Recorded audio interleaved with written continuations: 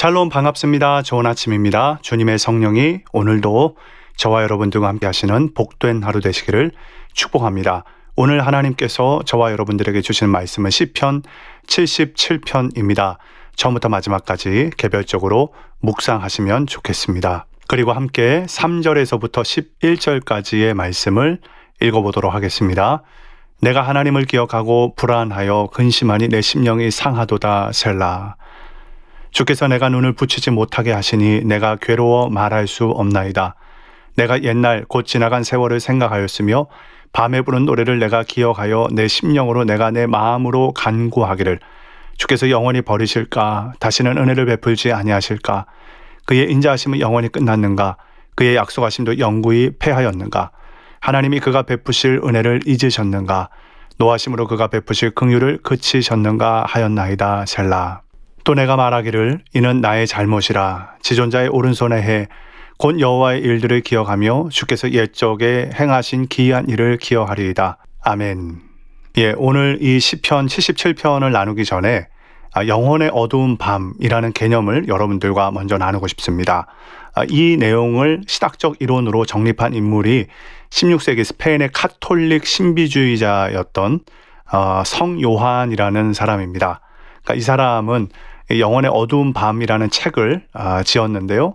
인간이 하나님과 온전히 연합하기 위해서 반드시 거쳐야 하는 이 영적 정화 과정으로 이 내용을 설명합니다.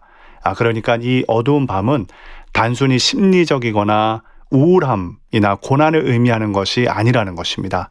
이는 하나님이 영혼을 사랑하셔서 그 영혼이 의지하던 감각적 즐거움과 지적인 위로를 거두어 가셔서 영적 정화의 단계로 다루시는 그러한 시기입니다. 그래서 영혼이 하나님이 아닌 다른 피조물에 집착하는 것, 의지하는 것을 막고 오직 하나님 한 분만을 갈망하도록 만드는 정화의 과정이다. 그래서 두 가지의 밤을 설명하는데요. 이게 어떤 기도나 어떤 경건 행위에서 얻었던 감정적인 기쁨과 만족이 사라지는 단계인데요.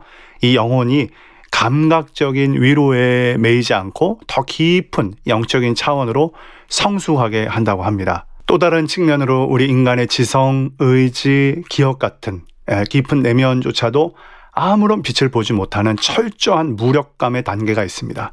이때가 되면 하나님이 나를 버리셨나? 그러한 느낌을 받기도 하는데요. 이 자아의 마지막 뿌리까지 정화해서 인간의 노력이 아니라 전적인 하나님의 은혜로 영혼이 다시 태어나게 되는 것입니다. 이 성 요한은 인간의 제한된 언어와 지식으로는 무한하신 하나님을 다 담을 수 없다고 보았습니다. 따라서 하나님을 만나기 위해서는 오히려 내가 알고 있는 하나님에 대한 고정관념과 지식을 내려놓는 이 어둠 속으로 들어가야 한다라는 이 부정의 신학적 관점을 우리 가운데 보여준 것입니다. 그것을 가장 잘 나타내주는 시편 중에 하나가 바로 77편입니다.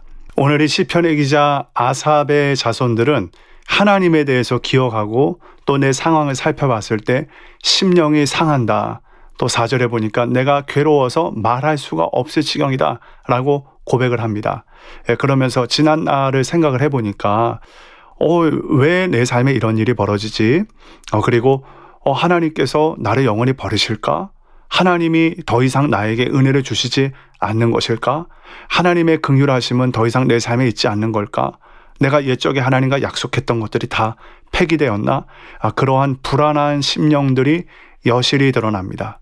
이러한 영적 단계에 들어가면은 우리가 과거에 하나님과 친밀하고 좀 하나님의 사랑이 언제든지 느껴졌던 그러한 과거를 생각하면 당황스럽기도 할 것 같습니다. 여러분들은 이러한 영혼의 어두운 밤을 경험해 보셨습니까? 자, 오늘 특별히 10절 말씀해 보니까 또 내가 말하기를 이는 나의 잘못이라.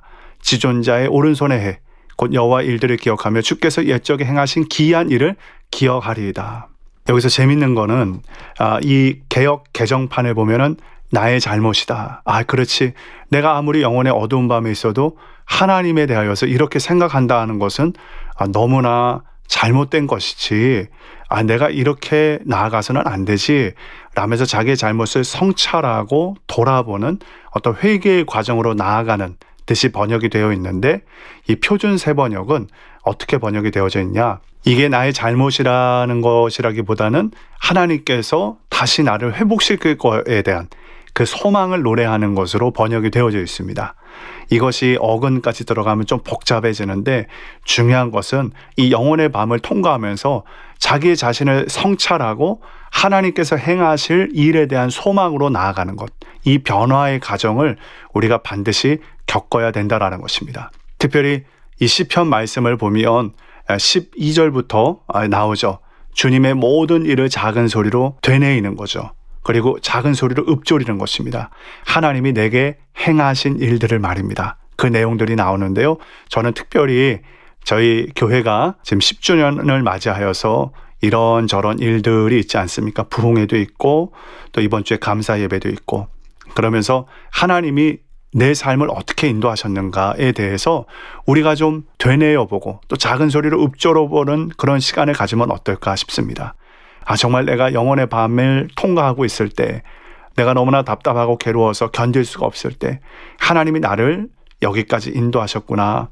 그때 하나님이 나에게 이런 말씀을 주셨고 또 사람을 만나게 하셨고 이런 감동을 주셨고 이런 지혜를 주셨고 그래서 때마다 신실하게 우리를 인도하신 선한 목자이신 주님을 기억하는 것 이것이야말로 우리가 영혼의 어두운 밤을 통과하며 영적으로 성장하는 귀한 어떤 과정이라고 생각합니다. 이 짧은 시간에 이 방대한 내용을 다 나눌 수는 없지만 오늘 나눈 핵심은 바로 영혼의 어두운 밤을 우리는 맞이하였는가? 그렇다면 우리는 어떻게 이것을 통과하고 있는가? 결국 하나님께서 이 과정을 통하여서 나를 버리시기보다는 나를 새롭게 하시고 온전케 하시는 그 과정으로 이끌어 가실 텐데 우리가 그 소망을 가지고 나아갔으면 좋겠습니다. 사랑으로 격려하고 싶습니다. 이 영혼의 어두운 밤을 통과하고 있는 모든 분들에게 하나님이 말할 수 없는 기름을 부어주셔서 성령의 기름을 부어주셔서 성장하고 더 예수님 닮아갈 수 있는 우리의 모든 삶이 될 수 있기를 우리 주님의 이름으로 간절히 축복합니다.